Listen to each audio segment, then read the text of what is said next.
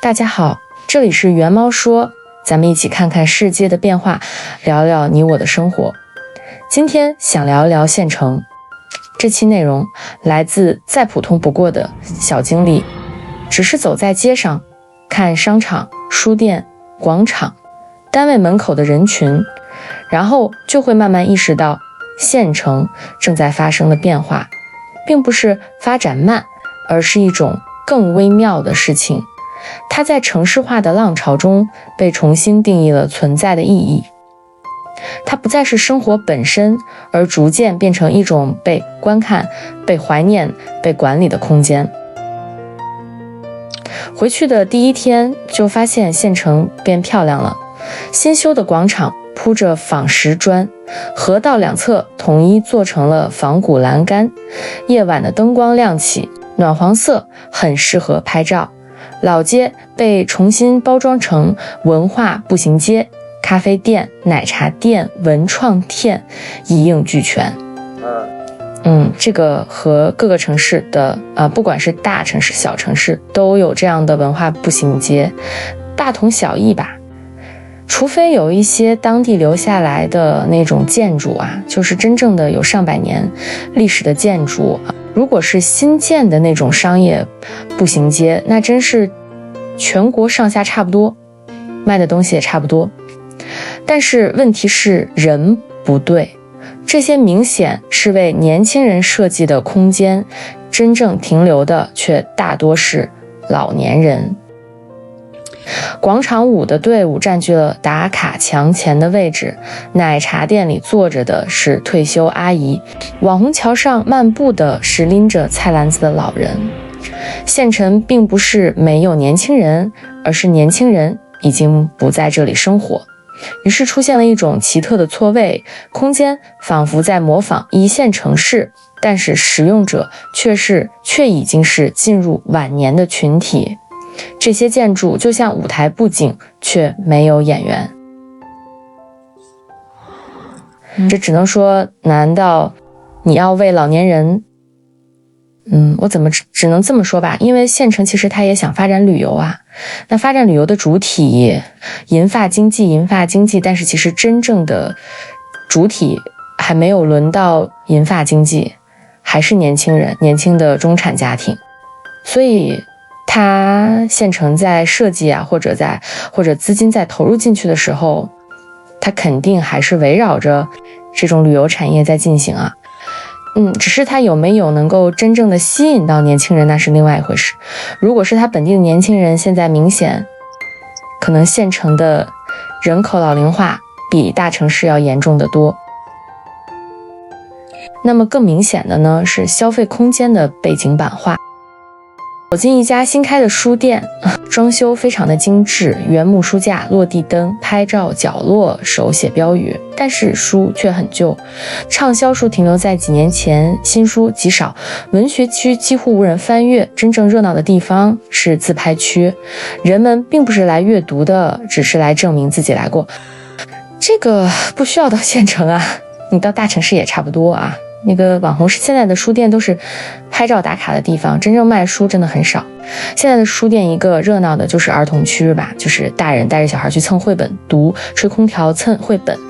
但是另外一个热闹点的呢，其实就是可能有卖那个咖啡饮品的地方。而除了这些地方，其实不管是大城市还是中心城市，甚至是那种大城市的市中心的书店都一样，没有办法活下去。我有时候都怀疑他们到底是怎么开，就靠什么资金开，又靠什么资金运转，又靠什么资金不倒闭的。影院也是类似的状态啊，大厅明亮，屏幕更新，但场次稀少，上座率低。电影不再是公共文化活动，而更像是一种象征性的配置，是一个城市应该拥有的东西。文化空间虽然存在，但文化活动正在消失。这是县城开始出现文化生态的荒漠化，形式是依然存在的，但是内容已经退场了。但是影院的这种情况，它不仅是县城的，依然不仅是县城。电影院和十几年前比真是差了太多。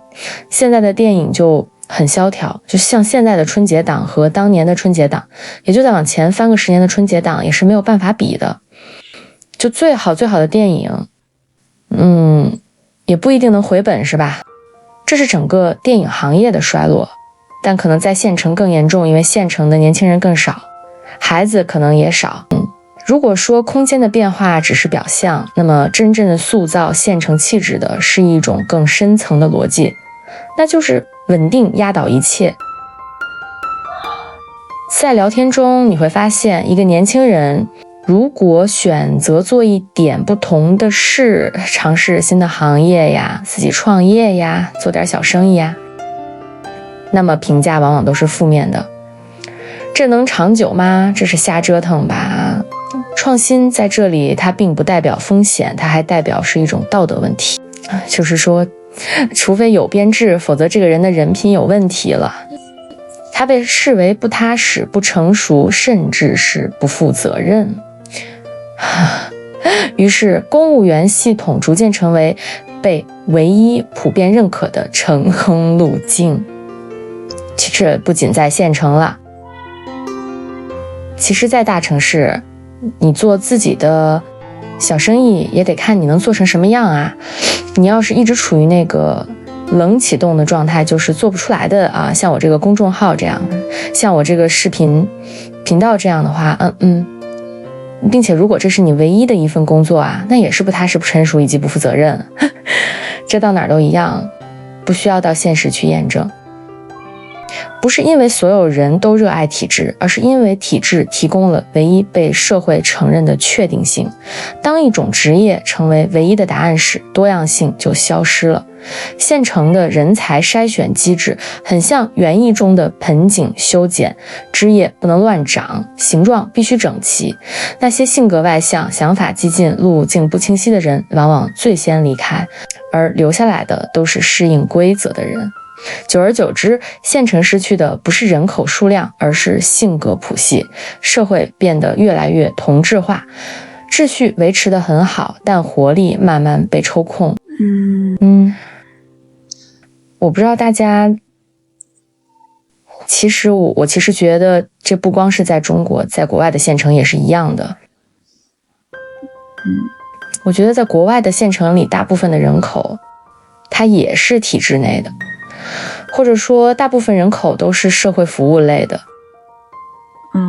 它新的事物也不多，这可能真的就是人口结构决定的。当一个地方的人口结构它就比较稳定，就是它没有外来的人口，没有新增的经济体量的时候，那大部分人工作其实就是按部就班。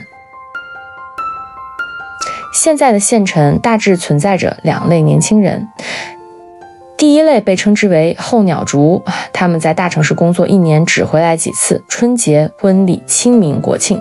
他们回来的时候会集中进行一种怀旧似的消费，吃童年的餐馆，逛老街，拍夜景，然后发朋友圈。县城成为一种情绪的修复装置，它提供的是安全感、低成本的快乐，以及一种如果累了还能回来的心理退路。但这种关系是短暂的停留，他们并不真正参与县城的日常运行。另一类是留下来的人，他们往往更早的进入稳定轨道，考编、进单位、结婚、生子。20多岁的人，生活节奏却像是提前进入了中年，时间被人情网络切割，同事关系、亲戚往来、饭局循环，创造力不是被压制，而是慢慢被消磨。因为这里几乎没有需要创新的环境，生活稳定且缺乏变化，很多人并不痛苦，但也很少兴奋。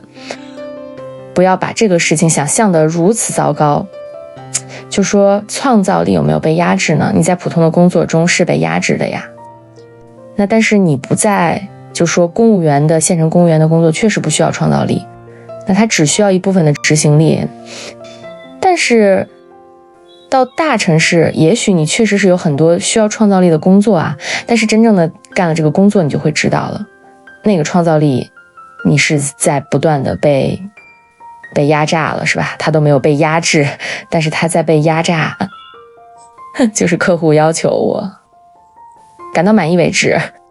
而且你不要小看人家县城的体制内，刘慈欣难道不是县城的体制内吗？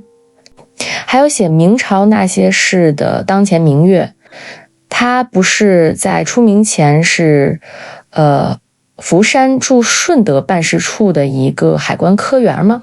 就创造力被压制这件事情，不要怪体制，体制给了你稳定啊，他也给了你创造的时间啊。你回家要是没什么事儿的话，你晚上想创造，你可以创造。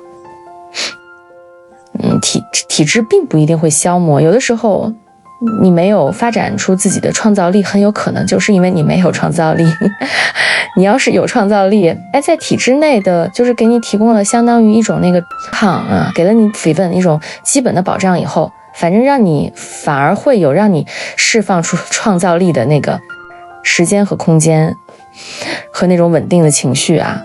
好，最耐人寻味的是，县城表面上正在变得越来越精致，绿化更整齐，路灯更明亮，道路更宽阔，而与此同时，商业却越来越趋同。餐饮是连锁复制，商品是山寨升级版，服务区是业态占据核心街区。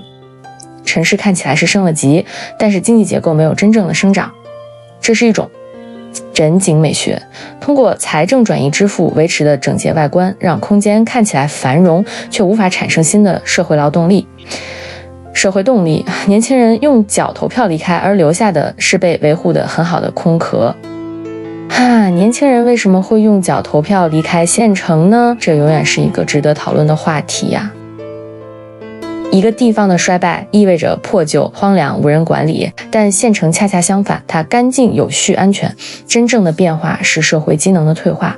当一个地方不再鼓励新事物的出现，不再允许试错，不再产生新的生活方式，它就开始停止新陈代谢。就像一个人如果极度追求健康与稳定，拒绝一切风险，最终可能失去的不是安全，而是生命力。县城的悲剧不是贫穷，而是过度的秩序化。也许县城正在经历一种角色转换，它不再是年轻人实现未来的地方，而是城市人存储记忆的空间。从生活模式变成了乡愁符号，人们需要它存在，但不需要在那里生活。而真正值得思考的问题是，一个社会如果所有的变化都只发生在大城市，那么广阔的中间地带将如何继续拥有未来？县城并没有突然死亡，它只是悄悄地、慢慢地停止了生长。其实停止生长的何止是县城呢？以现在的人口出生率来看，停止生长恐怕是大多数城市所面临的未来。好了，以上就是本期内容。如果你觉得这期内容有所收获，欢迎点赞、转发、订阅我们的频道。感谢您听到这里，我们下次再见。